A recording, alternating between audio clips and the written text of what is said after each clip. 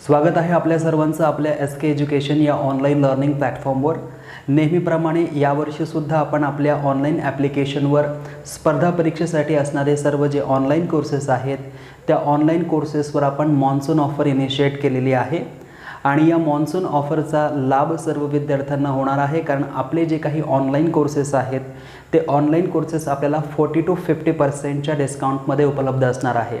त्यामुळे जे विद्यार्थी स्पर्धा परीक्षांची तयारी करत आहेत, विविध परीक्षांसाठी जे अभ्यास करत आहेत, त्यांना जे जे विषय कठीण वाटतात त्या विषयांचे ऑनलाईन कोर्सेस ते SK एज्युकेशन या ऑनलाईन लर्निंग प्लॅटफॉर्मवर उपलब्ध करू शकतात आणि त्याची जी काही फीज आहे त्या फीजमध्ये आता मॉन्सून ऑफरमध्ये 14 जूनपासून ते 18 जूनपर्यंत आपल्याला वेगवेगळ्या कोर्सेसमध्ये 40 to 50% डिस्काउंट अवेलेबल आहे। तर त्यासाठी आपण आमचं SK एज्युकेशन हे ऑनलाईन ॲप्लिकेशन डाउनलोड करू शकतात गुगल प्ले स्टोरवरून।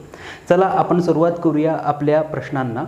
इंग्रजी व्याकरणवर जे काही प्रश्न विविध परीक्षांमध्ये आपल्याला विचारले जातात त्या प्रश्नांचं ॲनालिसिस आपण या ठिकाणी करत आहोत। पहिला प्रश्न आपल्याला आपल्या स्क्रीनवर दिसतोय, identify the correct sentence or sentences. आपल्याला या ठिकाणी करेक्ट सेंटेन्स किंवा सेंटेन्सेस जे काही असतील ते ओळखायला सांगितलेले आहे। मग बघूया या ठिकाणी आपला जो सेंटेन्स आहे तो काय आहे। The teacher asked that why he came late. The teacher asked that why he came late. आता या सेंटेन्समध्ये काय चूक आहे ते आपल्याला ओळखायचं आहे। सेंटेन्सची सुरुवात जी झालेली आहे ती टीचरपासून झालेली आहे, म्हणजे आपला सेंटेन्स जो आहे त्या सेंटेन्सचा जो सब्जेक्ट आहे तो काय आहे, द टीचर आहे। यानंतर जर आपण पाहिलं तर हा या ठिकाणी आहे आस्क्ड, हा या सेंटेन्सचा काय आहे, व्हर्ब आहे सेकंड फॉर्ममध्ये।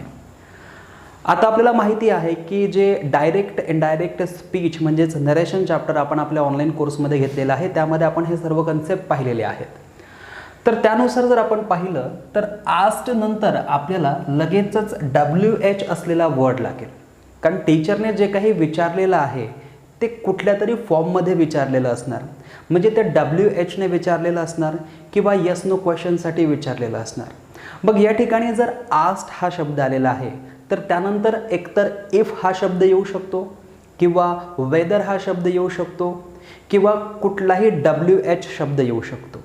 परंतु या ठिकाणी जर आपण पाहिलं तर आस्क्ड नंतर आपल्याला कोणता शब्द दिसतोय, दॅट, आणि हा दॅट शब्दच या ठिकाणी मुळात चुकीचा आहे, कारण या आस्क्ड नंतर एकतर कुठला शब्द असायला हवा होता, इफ हा शब्द असायला हवा होता किंवा आपण वेदर हा शब्द यूज करू शकतो, ज्याला आपण कंजंक्शन म्हणतो, हाही कंजंक्शन आहे, हाही कंजंक्शन आहे, किंवा कुठलाही WH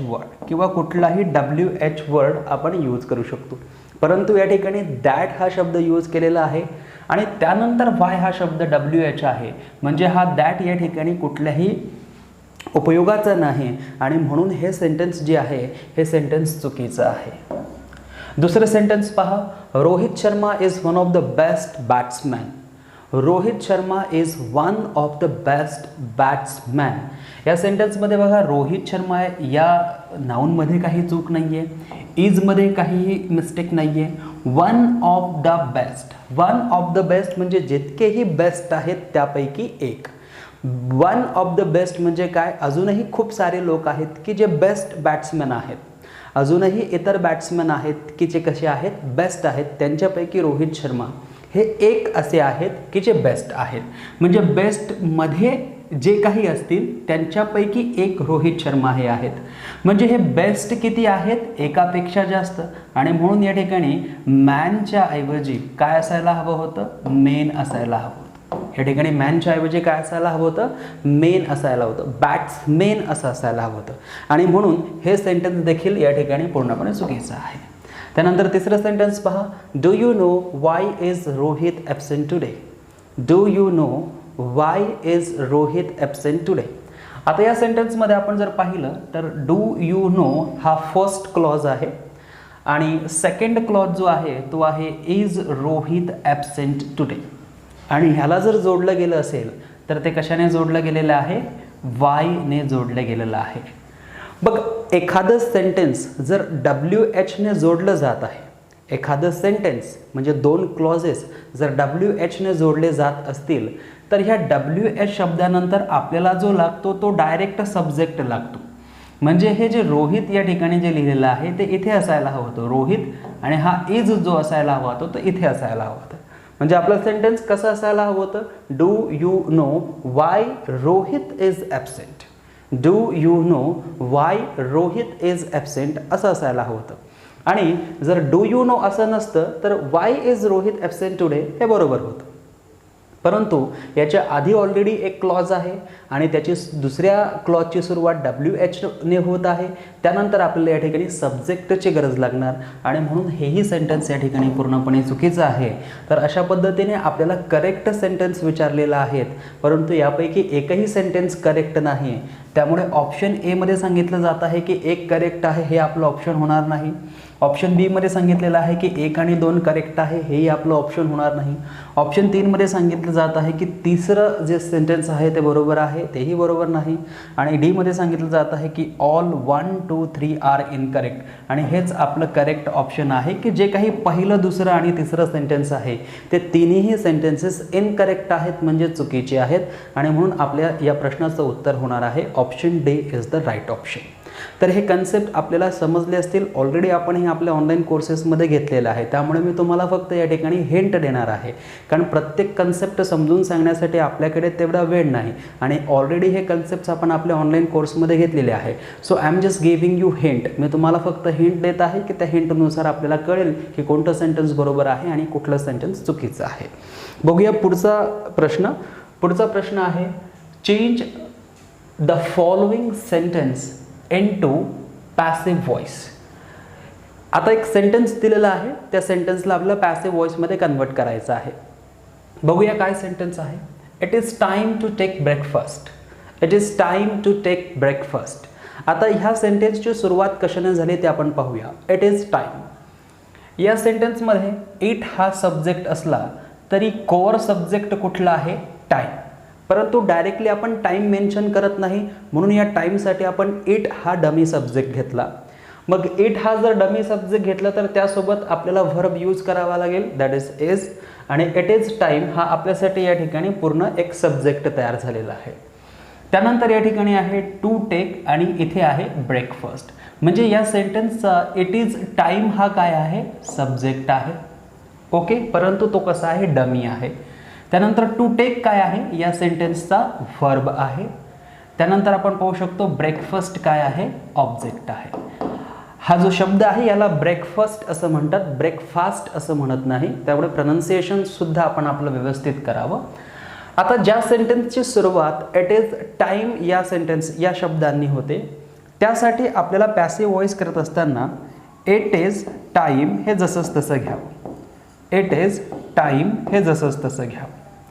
आणि ह्याच्यानंतर मात्र आपण काय यूज करावं, फॉर यूज करावं. आणि आता लागेल तो आपल्याला ऑब्जेक्ट, आणि ऑब्जेक्ट काय आहे, ब्रेकफास्ट. म्हणून या ठिकाणी आपण आपला ब्रेकफास्ट घ्यायचा.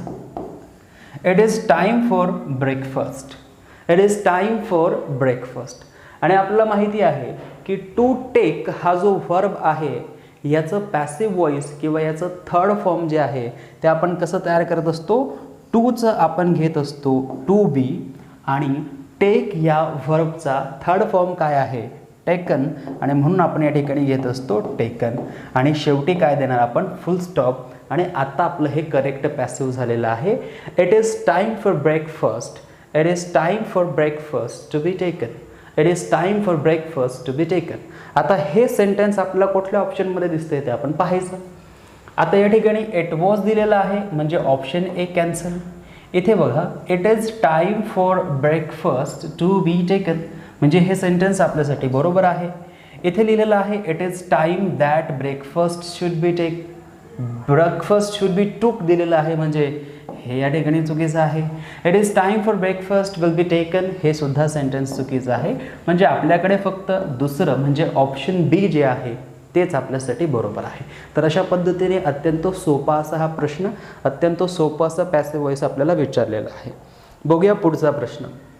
पुढचा प्रश्न आहे change the following sentence into indirect speech. आपल्याला एक सेंटेन्स दिलेला आहे, त्या सेंटेन्सला आपल्याला इनडायरेक्ट स्पीचमध्ये कन्वर्ट करायचं आहे. बघूया सेंटेन्स काय आहे. How cruel the boss is sed the clerk. How cruel the boss is sed the clerk. आता या ठिकाणी कोण म्हटलेलं आहे? क्लर्क म्हटलेलं आहे आणि त्यामुळे आपल्याला सुरुवात जी आहे ती सेंटेन्सची कशी करावी लागणार? क्लर्क आहे आणि त्याच्या आधी आर्टिकल द आहे म्हणून आपण घेणार the clerk, the clerk. Okay.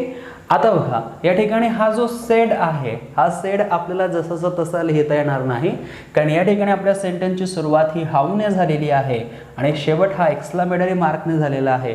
त्यामुळे आपल्याला एक शब्द मी सांगितला होता या चॅप्टरमध्ये, तो आहे एक्सक्लेम्ड, तो आहे exclaim. So the clerk exclaimed आणि त्यानंतर आपण घेतो तो शब्द कुठला आहे? That. The clerk exclaimed that. बघ अशी सुरुवात आपल्याला कोणत्या सेंटेन्समध्ये दिसते? बघा, द क्लर्क एक्सक्लेम्ड दॅट हे सुद्धा या ठिकाणी आहे.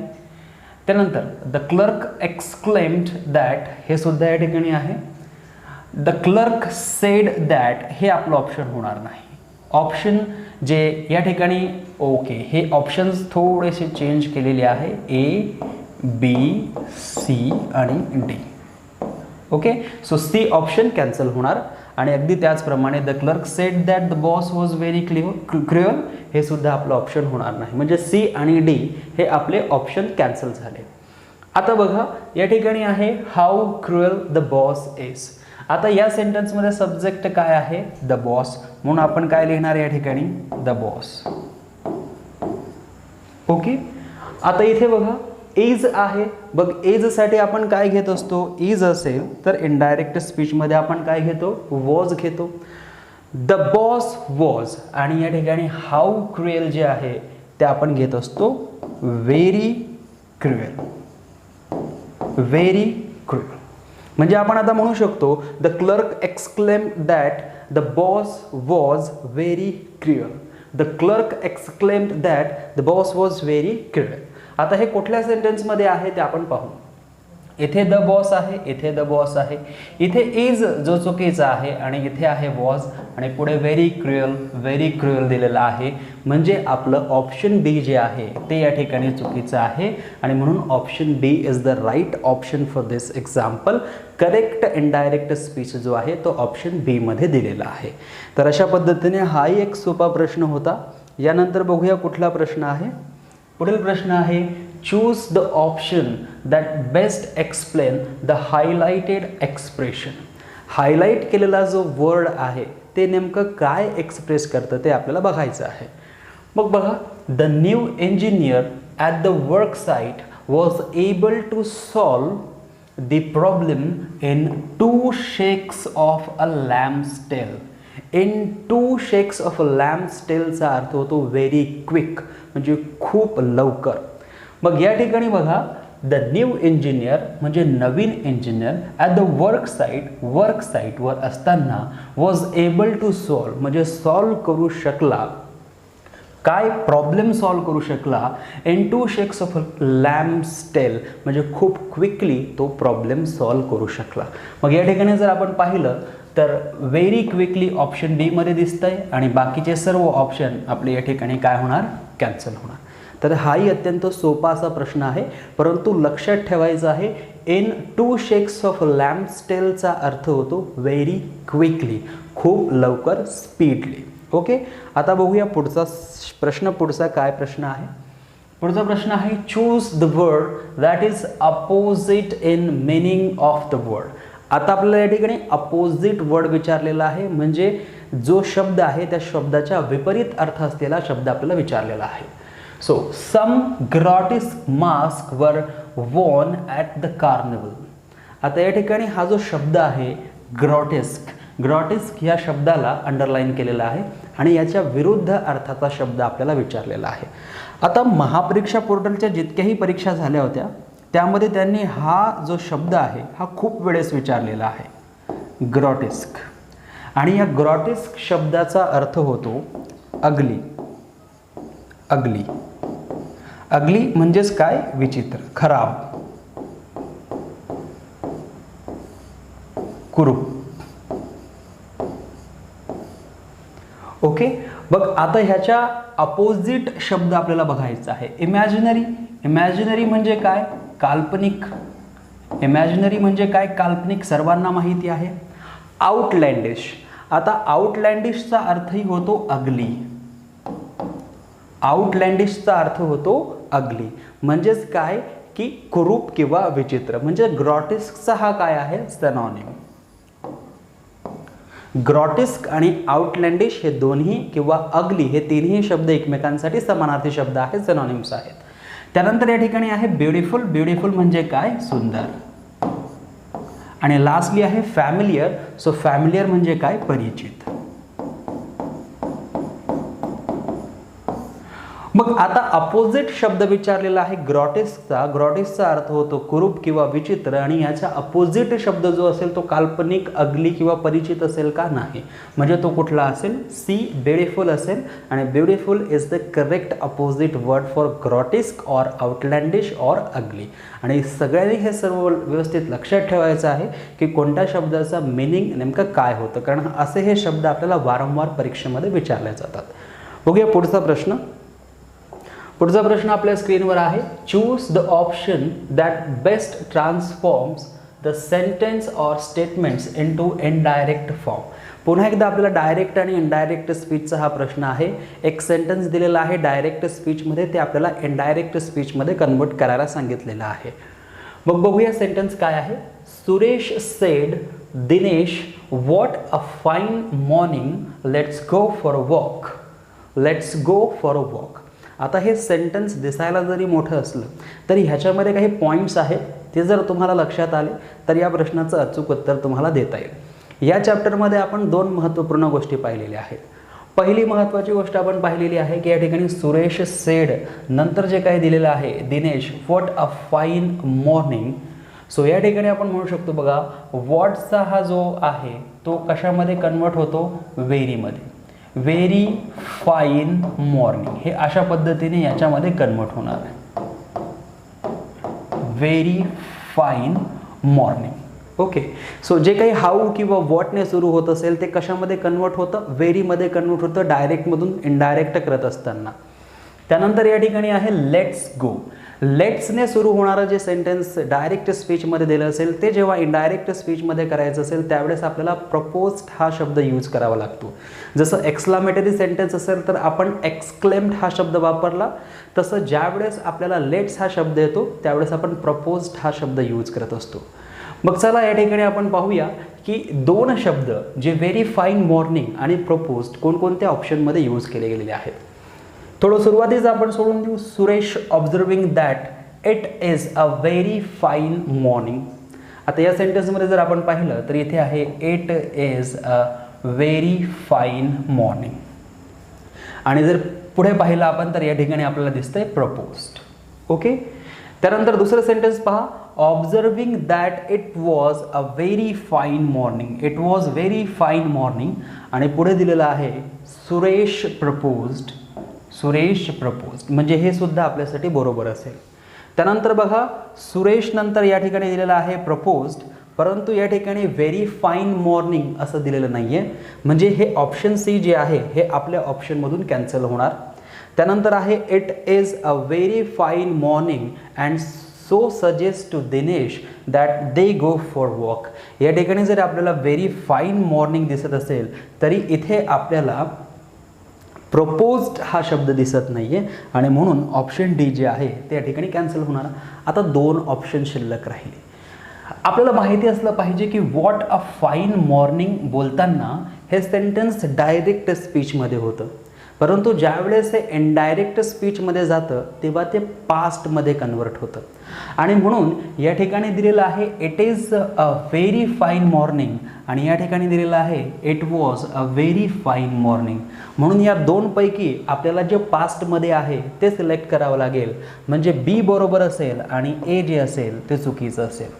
तर अशा पद्धतीने फक्त ऑप्शन्स बघून सुद्धा आपण असे मोठे मोठे प्रश्न जे आहेत ते अचूक सोडवू शकतो. फक्त आपले कन्सेप्ट्स क्लिअर असले पाहिजे.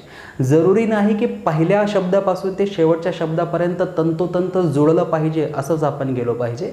काही सेंटेन्सेसमध्ये असे शब्द येतात की जे आपल्याला हिंट देतात की या परिस्थितीमध्ये आपलं जे इनडायरेक्ट स्पीच असेल ते काय असेल.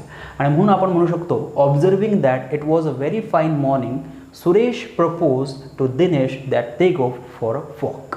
अशा पद्धतीने हे सेंटेन्स आपल्यासाठी बरोबर असेल. आणि हे सर्व प्रश्न विविध परीक्षांमध्ये आलेले आहेत आणि त्यामुळे हे प्रश्न पुन्हा एकदा रिपीट होऊ शकतात किंवा थोडे पॅटर्न जरी ते असलं, पॅटर्न सेम राहील, फक्त शब्दांची इकडे तिकडे फेरफार होईल. तर या पद्धतीने हा अत्यंत महत्त्वाचा असा प्रश्न आपण पाहिलेला आहे. पुढचा प्रश्न पाहूया. पुढचा प्रश्न आहे, choose the appropriate option that rewrites the given sentence in its passive voice. आता आपल्याला हे सेंटेन्स विचारलेलं आहे की पॅसिव्ह व्हॉइसमध्ये कन्वर्ट करायचं. बघूया सेंटेन्स काय आहे. People once believed that the sun was a god. People once believed that sun was a god. लोक काही असं बिलीव्ह करत होते की सूर्य जो आहे तो आपल्यासाठी गॉड आहे, असं ते बिलीव्ह करत होते. बघ चला आता या सेंटेन्सचा पॅसिव्ह व्हॉइस करूया. पहिल्यांदा आपल्या सेंटेन्सचा जो सब्जेक्ट आहे तो काय आहे, पीपल. त्यानंतर आपल्या सेंटेन्सचा जो व्हर्ब आहे तो काय आहे, बिलीव्ड. आणि या सेंटेन्समध्ये कुठल्याही प्रकारचा ऑब्जेक्ट नाही. मग ज्यावेळेस सेंटेन्समध्ये ऑब्जेक्ट नाही तरीसुद्धा त्या सेंटेन्सचा पॅसिव्ह व्हॉइस करायचं असेल तर अशा वेळेस त्या ऑब्जेक्टमध्ये जो काही शब्द आहे तो शब्द आपल्याला सब्जेक्ट म्हणून घ्यावा लागतो, परंतु तिथे शब्दच नाही आहे तर सब्जेक्ट म्हणून अशा परिस्थितीत आपल्याला काय घ्यावा लागतो, इट हा डमी सब्जेक्ट घ्यावा लागतो. ओके. त्यानंतर या ठिकाणी जर आपण पाहिलं तर इथे दिलेला आहे बिलीव्ड. बिलीव्ड हा वर्बचा सेकंड फॉर्म आहे. बिलीव्ड हा वर्बचा सेकंड फॉर्म आहे. त्यामुळे या इट नंतर आपल्याला काय घ्यावं लागेल, वॉज हा शब्द घ्यावा लागेल. It was.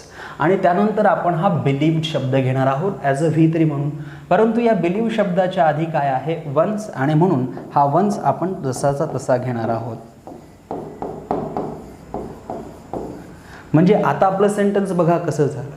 It was once believed आणि पुढे जे सेंटेन्स आहे ते जसंच तसं, that the sun was god. That the sun was god. आणि या ठिकाणी फुल स्टॉप. बघ असं ऑप्शन आपल्याला कुठे दिसतंय, it was once believed that the god was sun, the sun was god, my mistake. It was once believed that the sun was god हे कुठे दिसतंय ते आपल्याला पाहायचं आहे. इथे आहे वन्स पीपल बिलीव्ह, हे आपलं ऑप्शन होणार नाही. The sun was a god was believed by people हे सुद्धा आपलं ऑप्शन होणार नाही. It has been believed by the people once that the sun was a god हे सुद्धा आपलं सेंटेन्स होणार नाही. It was once believed that the sun was a God.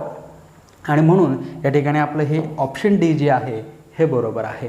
आता दोन महत्त्वाच्या गोष्टी या ठिकाणी लक्षात ठेवायच्या आहे की जो सन असेल तो नेहमी कॅपिटल एसमध्ये असेल आणि त्याच्या आधी नेहमी आर्टिकल द लागेल. आणि हा जो गॉड आहे या गॉडचा जी नेहमी कॅपिटल असेल आणि याच्या आधी आर्टिकल यूज होत नाही. आणि त्यामुळे आपण गॉडचा जी जो आहे तो कॅपिटल घेतलेला आहे, त्याच्या आधी आर्टिकल नाही. सनचा एस आपण कॅपिटल घेतलेला आहे परंतु त्याच्या आधी आर्टिकल द घेणं आपल्यासाठी गरजेचं आहे. तर अशा पद्धतीने आपण या सेंटेन्सचं पॅसिव्ह व्हॉइस केलेलं आहे. बघूया पुढचा प्रश्न, तोही महत्त्वाचा आहे. पुढील प्रश्न आहे, choose the appropriate tense to fill in the blank in the sentence. She blank her child not to play outside when it was raining. आता अशा प्रकारच्या प्रश्नांमध्ये बऱ्याच विद्यार्थ्यांना अडचणी येतात. त्या काय येतात ते आपण समजून घेतलं पाहिजे. कारण अशा सेंटेन्समध्ये दोन ऑप्शन्स मिळते जुळते असतात. मग त्या दोन ऑप्शनपैकी नेमकं सिलेक्ट करायचं कुठलं हे आपल्याला कळत नाही. मग त्या ठिकाणी बघा, इथे आहे शी हा सब्जेक्ट, इथे आहे ब्लँक आणि इथे आहे her child not to play outside. म्हणजे इथे सेंटेन्स कुठल्या टेन्समध्ये आहे, प्रेझेंटमध्ये आहे, पास्टमध्ये आहे, फ्युचरमध्ये आहे, काहीही इंडिकेट होत नाही. आणि दुसऱ्या सेंटेन्समध्ये जर आपण गेलं तर इथे आहे when it was raining. When it was raining हे आपल्याला क्लिअरली सांगते की हे सेंटेन्स पास्टमध्ये आहे. आणि पास्टमध्ये जर दोन्ही सेंटेन्सेस पास्टमध्ये असतील आणि एक सेंटेन्स जर ING मध्ये असेल तर दुसरं सेंटेन्स आपल्याला V2 मध्ये घ्यावं लागतं. एक सेंटेन्स जर आपलं ING पास्टमध्ये असेल तर दुसरं सेंटेन्स जे असेल किंवा आधीचं सेंटेन्स त्याचं जे असेल ते आपल्याला V2 मध्ये घ्यावं लागेल, म्हणजेच पास्ट इंडेफिनिट टेन्समध्ये घ्यावं लागेल. आणि म्हणून या ठिकाणी हा पास्ट कंटिन्युअस आहे, तर आपल्याला या ठिकाणी जो घ्यावा लागेल तो कसा घ्यावा लागेल, पास्ट इंडेफिनिट घ्यावा लागेल. म्हणून शी नंतर या ठिकाणी आपल्याला नेहमी व्हर्बच्या सेकंड फॉर्मचा यूज करावा लागेल. आता या ठिकाणी विल टेल येणार नाही, टेलसुद्धा येणार नाही, हॅज बीन टेलिंगसुद्धा येणार नाही, टोल्ड हा V2 आहे, म्हणजेच ऑप्शन डी जे आहे ते आपल्यासाठी पूर्णपणे करेक्ट आहे. तर अशा पद्धतीने हाही अत्यंत साधा आणि सोपा प्रश्न होता ज्याला आपण पाहिलेला आहे. त्यानंतर पुढील प्रश्न आपण पाहूया. पुढील प्रश्न आहे choose the appropriate tense to fill in the blank. आपल्याला या ठिकाणी पुन्हा एकदा टेन्सवर प्रश्न विचारलेला आहे. ही blank 3 cups of tea since 4 o'clock. आता बघा सेंटेन्सचे दोन पार्ट. ही ब्लँक 3 cups ऑफ टी आणि या ठिकाणी आहे सिन्स 4 o'clock म्हणजे 4 वाजेपासून. 4 वाजेपासून म्हणजे 4 वाजल्यापासून जे काही ॲक्शन आहे ती होत आलेली आहे. मग ज्यावेळेस आपण इज ड्रिंकिंग असं म्हणू त्यावेळेस त्या सेंटेन्ससोबत कधीही आपण सिन्सचा वापर करत नाही. आता ही ॲक्शन मागच्या काळापासून आत्तापर्यंत चालत आलेली आहे म्हणजे हॅड अ फ्रँक या ठिकाणी आपल्याला घेता येणार नाही. त्यानंतर या ठिकाणी बघा हॅज बीन ड्रिंकिंग म्हणजे ही ॲक्शन पास्टमधून आत्तापर्यंत होत आलेली आहे, पास्टला सुरू झाली परंतु आताही सुरू आहे आणि म्हणून अशासाठी आपण काय यूज करतो, हॅज बीन किंवा have been plus ING use करतो. त्यानंतर या ठिकाणी विल ड्रिंक आहे, हे सुद्धा आपलं ऑप्शन होणार नाही आणि म्हणून option C is the right option. He has been drinking 3 cups of tea since 4 o'clock म्हणजे 4 वाजेपासनं ती 4 कप ऑफ टी पीत आलेली होती असा याचा अर्थ होतो. अत्यंत सोपा असा प्रश्न होता. आणि पुढील प्रश्न आहे choose the appropriate article for the following sentence. खालील सेंटेन्ससाठी आपल्याला करेक्ट आर्टिकल यूज करायला सांगितलेलं आहे. मग बघा या ठिकाणी आहे डॅश समर पॅलेस. आपल्याला माहिती आहे की पॅलेसचं जर नाव असेल तर त्याच्या आधी आर्टिकल दचा वापर केला जातो आणि म्हणून या ठिकाणी आर्टिकल दचा वापर केला जाणार आहे. बघ असं ऑप्शन बघायचं जिथे आर्टिकल द सुरुवातीला असेल. ऑप्शन ए मध्ये नाही, ऑप्शन बी मध्ये आहे, ऑप्शन सी मध्ये नाही, ऑप्शन डी मध्ये आहे. त्यानंतर पुढे चला. Bears resemblance to the palace of लास टॉगर empress of dash Qing dynasty. आता इथे जर आपल्याला काही कळत नसेल तर हे एकदम साधं आणि सोपं आहे की जो एक हार्ड अँड टफ रूल आहे जे सर्वांना माहिती असतं की डायनॅस्टी असेल म्हणजे वंश असेल तर त्याआधीसुद्धा आर्टिकल दचा वापर केला जातो. Means it is very clear that we should use article the here, the Qing dynasty. आणि म्हणून या ठिकाणी आपल्याला असं ऑप्शन शोधायचं आहे की ज्याच्या शेवटी द असेल. इथे द नाही म्हणजे बी ऑप्शन कॅन्सल, ABC कॅन्सल झाले म्हणजे आपल्याकडे फक्त हेच ऑप्शन शिल्लक राहिलं, दॅट इज ऑप्शन डी. तर अशा पद्धतीने आपण हे सर्व प्रश्न या ठिकाणी घेतलेले आहेत. अत्यंत महत्त्वपूर्ण असे हे प्रश्न होते आणि या प्रश्नांचं ॲनालिसिस आपल्याला माहिती असणं गरजेचं आहे. तर आपला हा इंग्रजी व्याकरण ऑनलाईन कोर्स आहे. असे सर्व कन्सेप्ट आपण या 207 वेगवेगळ्या व्हिडिओजमध्ये या कोर्समार्फत क्लिअर केलेले आहेत. ह्या प्रश्नांची अचूक उत्तर देण्यासाठी आपल्यासाठी हा कोर्स अत्यंत महत्त्वाचा आहे. याची रेग्युलर फीज 2200 रुपीज आहे. तर हा कोर्स आपल्यासाठी अवेलेबल आहे मात्र 1299 मध्ये, फक्त 14 जून ते 18 जूनपर्यंत. 18 जून 2020 नंतर जे हा व्हिडिओ पाहत असतील त्यांना याचा लाभ होणार नाही. आजचा व्हिडिओ पाहिल्याबद्दल धन्यवाद.